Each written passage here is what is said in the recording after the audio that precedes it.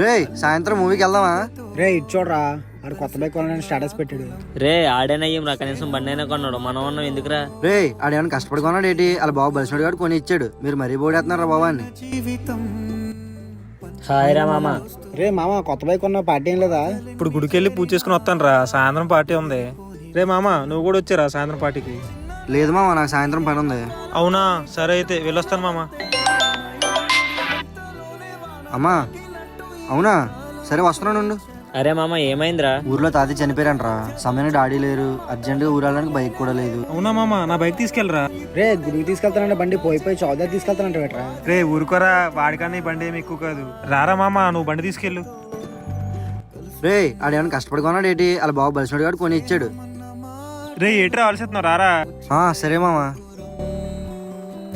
Thanks రా. వెళ్ళరా.